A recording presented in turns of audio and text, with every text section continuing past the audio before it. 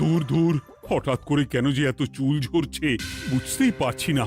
কতদিন হয়ে গেল চুল ওঠা আর থামছেই না। না, এমন হতে থাকলে তো মাথায় টাক পড়ে যাবে। না না না, আজ রাজবৈদ্যের কাছে পরামর্শ নিতে হবে। কি ব্যাপার মহারাজ, আজ আপনাকে এমন চিন্তিত দেখাচ্ছে কেন? জীবনে বড় দুঃখ গোপাল, মন মেজাজ একদম ভালো নেই। সে কি, কি হয়েছে মহারাজ? গোপাল থাকতে দুঃখ কিসের? আর বলো না, মাথার চুলগুলো আজকাল ঝড়ে পড়া পাতার মতো পটপট করে ঝরে যাচ্ছে। আমি তো জানি কেন এমন হচ্ছে, কিন্তু এখনই মুখ খুললে চলবে না। আর একটু বেশি বিপদ বাড়লে তখন মাঠে নামবো। তাই বলুন। এ তো খুব ছোট ব্যাপার, চুল ঝরলে টাক পড়বে, আর সেটা পড়া কত ভালো জানেন? কথায় আছে, যত বড় টাক তত বেশি টাকা। তুমি চুপ করো তো বাপু। যদি টাক থাকলেই টাকা হতো, তাহলে তোমার টাকা কোথায়? যেটা বোঝো না সেটা নিয়ে কথা বলো না। তাই না তাই, মহারাজের ঝরছে চুল, চিন্তার ভাঁজ মাথায়। গোপাল যতই চেষ্টা করুক, চিড়ে ভিজবে না কথায়। তোমরা সকলে থামো তো দেখি। ও রাজবৈদ্য, তুমি এর কিছু উপায় বলো। আগে মহারাজ, অনেক সময় দেহে ওই লৌহের পরিমাণ কমে গেলে এমন চুল ঝরে। আপনি বরং পালং শাক, ওই কিশমিশ, কলা ও আরো কিছু ফল আমি বলে দিচ্ছি, সেগুলো বেশি করে খান। আচ্ছা আচ্ছা আচ্ছা, তবে তাই করে দেখি।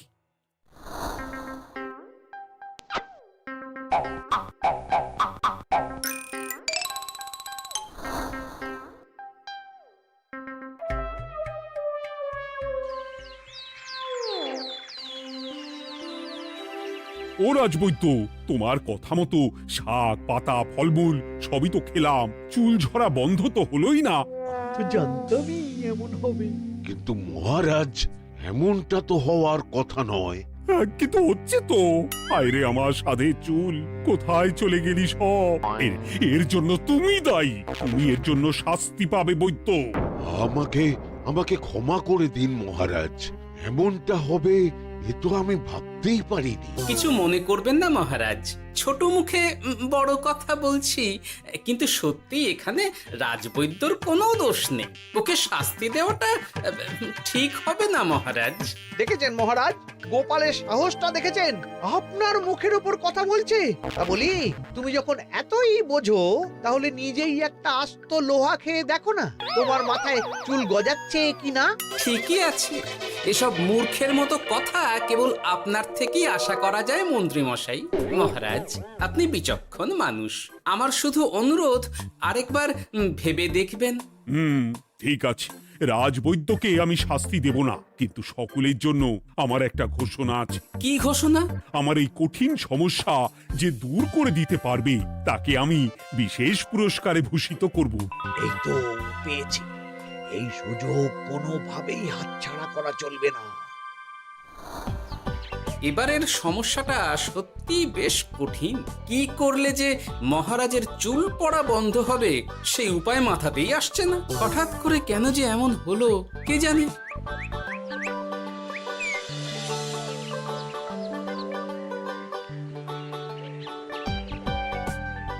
ও মা, তুমি এসে গেছো? একটু বসো, আমি তেলটা মেখেই হাত ধুয়ে খাবারটা বাড়ছি। হ্যাঁ, সে ঠিক আছে, কিন্তু তুমি কিসের তেল মাখছো এটা? কি আবার মাথার চুলের তেল? এখানেও চুল, ওদিকে মহারাজেরও চুল ঝরে পড়া নিয়ে আমরা সবাই হিমশিম খাচ্ছি গিন্নি। আরে, মহারাজের অত সুন্দর কালো চুলগুলো ঝরে যাচ্ছে, এ তো ভারী দুঃখের কথা। সে আর বলতে, ওই জন্যেই তো আমি বাবা মাথায় এই জড়িবুটি তেল মাখি। এতে চুলের গোড়া শক্ত করে, চুলকে ভালো রাখে, নতুন চুল গজায় সব। হ্যাঁ। কি কি বললে? নতুন চুলও গজায়? সত্যি?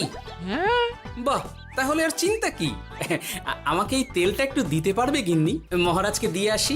উনি বলেছেন যে ওনার সমস্যা দূর করতে পারবে তাকে উনি পুরস্কার দেবেন। ওমা, এই তাই নাকি? এই তো দারুণ ব্যাপার গো।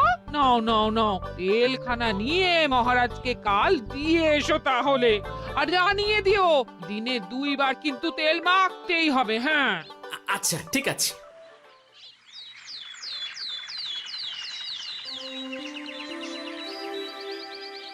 কোনো উপায় খুঁজে পেলে তোমরা?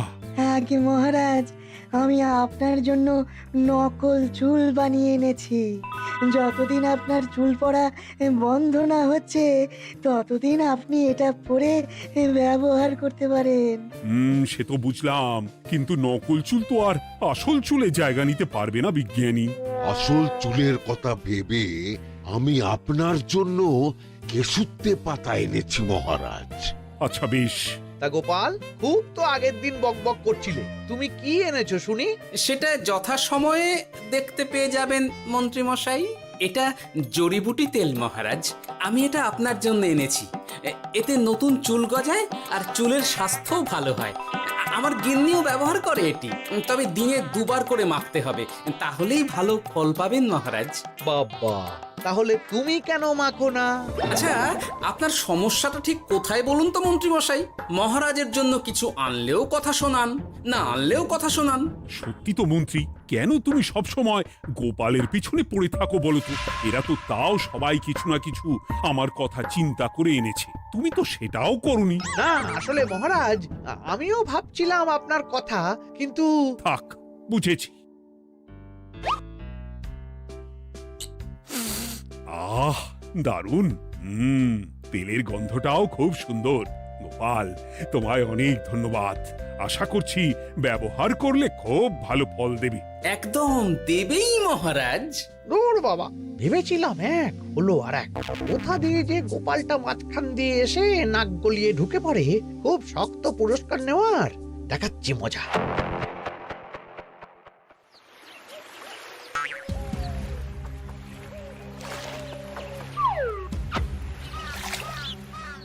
এবারে গোপালের তেল দিয়েই সব কিছু তোলপাড় করব।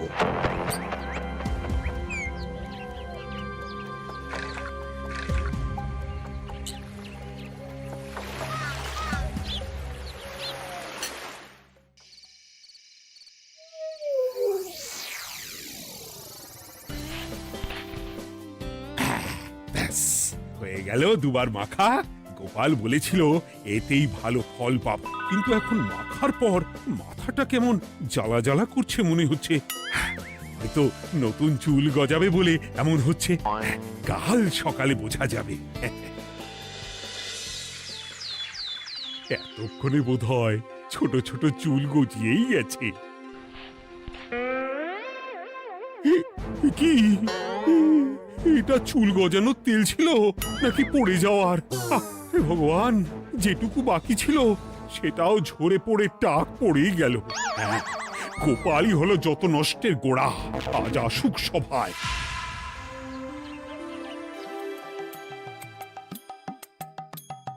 এই যে এখন এলেন উনি। ও কি মহারাজ, আপনি এমন কাপড় মাথায় জড়িয়ে বসে আছেন কেন? তুমি আর এমন প্রশ্ন জিজ্ঞাসা করো না গোপাল, তোমার দয়াতেই মহারাজের এমন অবস্থা। মানে? মানেটা আমি তোমায় দেখাচ্ছি, দাঁড়াও। এই যে গোপালের দেওয়া তেল মেখেই আমার এমন হয়েছে, আর তার জন্য আমি তোমাকে কোনোদিনও ক্ষমা করব না গোপাল।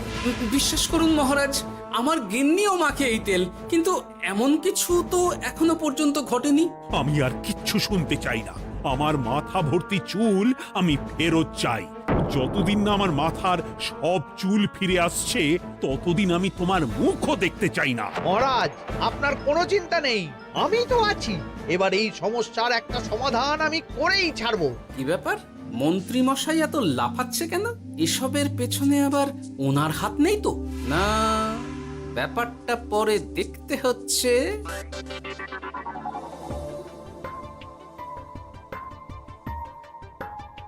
আমি বলি কি মহারাজ, এই সময়টা বরং আপনি নকল চুলটা মানে মানে পরচুলা ব্যবহার করুন। হ্যাঁ, অগত্যা, কিছু তো একটা গন্ডগোল আছেই। গিন্নিও তো রোজ মাথায় তেল মাখে, কই এমন তো হয় না। মন্ত্রী যদি কিছু করেও থাকে তাহলেও হাতে নাতে ধরবো কিভাবে? ও কি গো গোপাল দাদু, এখন এই সময় তুমি রাজসভা ছেড়ে এখানে? তোদের দাদু আর রাজসভায় যাবে না রে? কি বলছো গো? কেন? আর কেন, বিনা দোষে এমন শাস্তি। তোমায় শাস্তি দিয়েছে, তুমি শুধু বলো কে তোমার সাথে কি করেছে, বাকিটা আমরা বুঝে নিচ্ছি। আচ্ছা বলছি, কৃষ্ণনগরের মন্ত্রী মশাইয়ের বাড়িটা কোন দিকে একটু বলতে পারবেন? কৃষ্ণনগরে নতুন নাকি? আগে তো আপনাকে কখনো দেখেছি বলে মনে পড়ছে না। হ্যাঁ, আমি এখানে থাকি না, আমি এখানে আমার কাজে এসেছি, তাই মন্ত্রী মশাইয়ের বাড়ির ঠিকানাটা যদি একটু বলে দেন। নিশ্চয়ই, এ পথ দিয়ে সোজা চলে যান, তারপর কিছুটা ডান দিকে গেলেই পেয়ে যাবেন। আচ্ছা, অনেক ধন্যবাদ। ভিন গাঁয়ের লোক মন্ত্রী মশাইয়ের বাড়িতে, ব্যাপারটা বেশ সন্দেহজনক লাগছে। এই এই গুলটে ন্যাপলা, তোরা তোরা দুজন একটু আড়াল থেকে দেখতো লোকটা মন্ত্রী মশাইয়ের বাড়িতে ঠিক কি জন্য এসেছে, তারপর আমায় খবর দিস। ঠিক আছে গোপাল দাদু। তোমার আবার এখানে আসার কি দরকার ছিল? আমি তো বলেছি যে আমি ঠিক গিয়ে তোমার পাওনা গন্ডা মিটিয়ে দেবো। মিটিয়ে দেবে? কতদিন হয়ে গেছে জানেন? দেখো, হয় আমার কীটনাশক আর সার সব ফিরিয়ে দিন, নয়তো আমার জিনিসের দাম মিটিয়ে দিন। কীটনাশক, সার আর কি করে ফেরত দেবো বলো? ও তো সব পুকুরের জলে মিশে গেছে। ওসব আমি জানি না, আমার পাওনা গন্ডা মিটিয়ে দিন, ব্যাস। চল চল, এখনই তাহলে গোপাল দাদুকে গিয়ে সব জানাই। হ্যাঁ, চল চল। দাদু, ও গোপাল দাদু। তোরা এসে গেছিস? আয় আয় আয় আয় আয়। মন্ত্রী মশাইয়ের মুখ থেকে অনেক খবর পেলাম। তাই নাকি? কি শুনি? মন্ত্রী মশাই ওই লোকটার কাছ থেকে অনেক কীটনাশক সার নিয়েছে, কিন্তু এখনো জিনিসের দাম মেটায়নি। হ্যাঁ, ওই জন্যই তো মন্ত্রী মশাইয়ের উপর লোকটা খুব রেগেছিল, হুমকিও দিয়েছে 1 সপ্তাহের মধ্যে জিনিসের দাম সব মিটিয়ে দিতে হবে। তাই নাকি? কিন্তু কীটনাশক সার নিয়ে মন্ত্রী মশাই কি করবে? সেটা তো বলতে পারবো না দাদু। তবে হ্যাঁ, মন্ত্রী মশাই ওই লোকটাকে বলছিল যে ওই সব কীটনাশক সার পুকুরের জলে মিশে গেছে। কি বললি? পুকুরের জলে? আচ্ছা, এবার দুয়ে দুয়ে 4 করা গেল। অনেক ধন্যবাদ রে তোদের। বল বল, তোরা কি খাবি? কিচ্ছু লাগবে না গোপাল দাদু, তবে ভোলা বয়ের আর মিষ্টি খাওয়ালে। আচ্ছা আচ্ছা। কি করে যে মহারাজকে আসল ব্যাপারটা বোঝাই, কিছু তো একটা উপায় বের করতেই হবে। তা বলি বাবা, রাজসভায় যেতে হবে না বলে কি সারাদিন এইভাবেই শয়নে শয়নে দিন কাটাবেন বাবা? হ্যাঁ, উপায় পেয়ে গেছি। বুঝলে গিন্নি, আমাকে একটা জায়গায় যেতে হবে, বুঝলে? তারপর ওখানে যদি কাজ হয় তাহলে আগামীকাল রাজসভায় আমি যাব। কিন্তু তুমি যে বলেছিলে তোমার এখন ছুটি। হ্যাঁ, কি আর করি বলো, গুরুত্বপূর্ণ একটা কাজ, তাই যেতেই হবে। আচ্ছা যাও। ওই গো বিজ্ঞানী, আরে গোপাল যে, বলো। এই এই যে বিজ্ঞানী, একটা বিশেষ দরকারে তোমার কাছে এলাম, বুঝলে? হ্যাঁ, বলোই না। আচ্ছা, এই দূষিত জলকে কিভাবে আবার পরিশুদ্ধ করে বলতে পারবে? কেন পারবো না? জলের মধ্যে একটু চুন আর ফটকিরি দিয়ে দিলেই জল আবার দূষণমুক্ত হয়ে যাবে। তবে ওগুলো দেওয়ার পর কিছুদিন সেই জলকে ব্যবহার করা বন্ধ রাখতে হয়। হ্যাঁ। আচ্ছা আচ্ছা, অনেক ধন্যবাদ, আসি তাহলে। হ্যাঁ,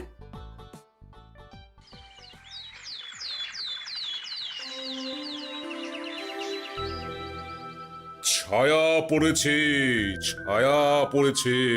আমি বেশ বুঝতে পারছি তার ছায়া পড়েছে এখানে। কার ছায়া পড়েছে? আজকাল তোর মাথা থেকে অনেক চুল ঝরে পড়ছে, তাই না? আগে হ্যাঁ সাধু বাবা, আপনি একদম ঠিক কথা বলেছেন। ও বাবা, এই আবার কোথা থেকে উদয় হলো? আরে আমি একা গিয়ে সেই স্নানের পুকুর পরিদর্শন করতে চাই। যথা আজ্ঞা বাবা।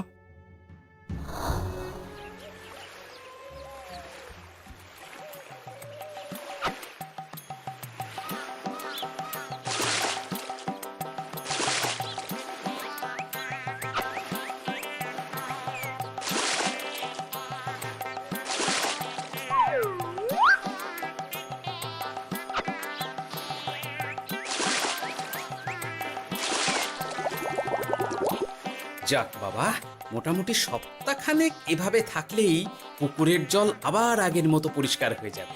এবার শুধু মহারাজকে একটু বুঝিয়ে বললেই হয়ে যাবে।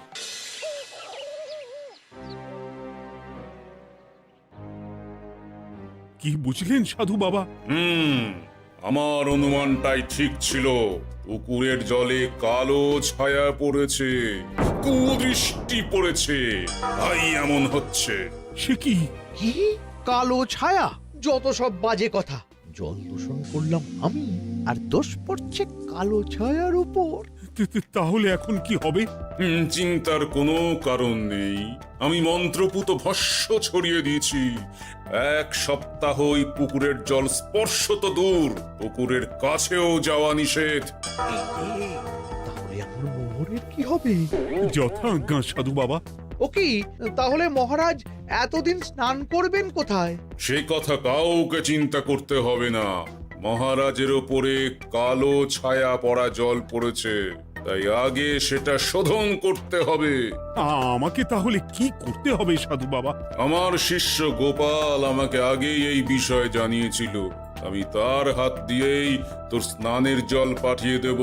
তাই আগামী 1 সপ্তাহ সেই জল দিয়েই তোকে স্নান করতে হবে। কি গোপাল? দেখছো তো মন্ত্রী, গোপাল আমাকে কত ভালোবাসে। আমি ওকে কত কথা শোনালাম, কিন্তু না না না না, কাল থেকেই আমি আবার গোপালকে রাজসভায় ডেকে আনবো। আমি আসছি, আমার কাজ হয়ে গেছে। আর হ্যাঁ, তোর স্নানের পুকুরের চারিদিকে প্রহরীর বন্দোবস্ত কর। কাক পক্ষীও যেন ওখানে প্রবেশ করতে না পারে। আচ্ছা বাবা, আচ্ছা।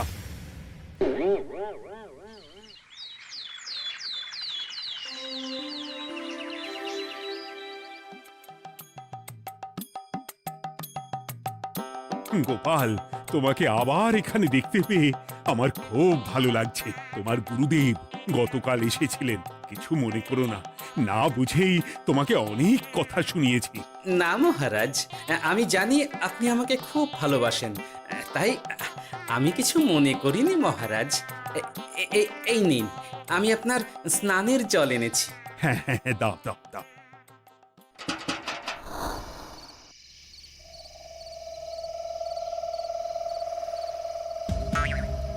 ও বাবা, পুকুরের কাছে যে গিয়ে দেখবো সে উপায় নেই। চারপাশে প্রহরীতে ভর্তি, তাহলে কি সত্যি সত্যি কালো ছায়া পড়েছে? ভালোই হলো, পাওনাদারকে বলে দেবো কীটনাশকটা জালি ছিল। হি হি।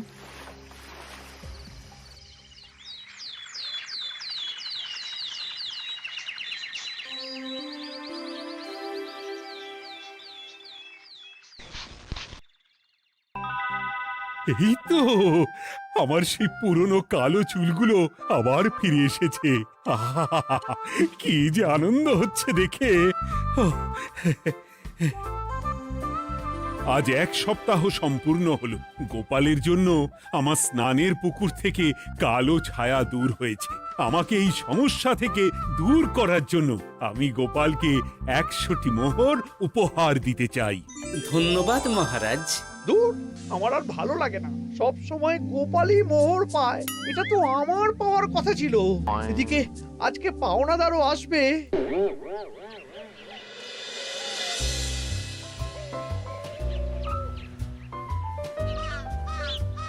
গোপাল দাদু, ওই লোকটা এসে গেছে। আচ্ছা, আসছি। এটা তো মন্ত্রীর বাড়ির দিকে রাস্তা। আমরা তাহলে এদিকে কেন যাচ্ছি গোপাল? আপনার পুকুরের আসল রহস্যটা কি সেটা আপনি জানবেন না মহারাজ?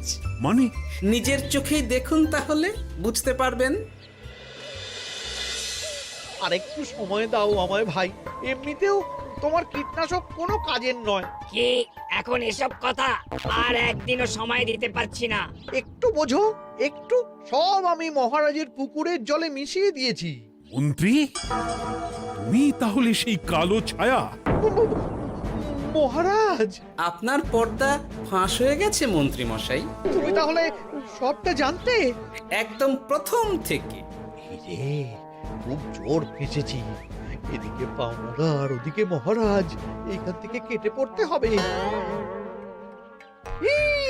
গন্ডগোল করে আবার পালানো হচ্ছে তবে রে। বলো, কেন করেছিলে?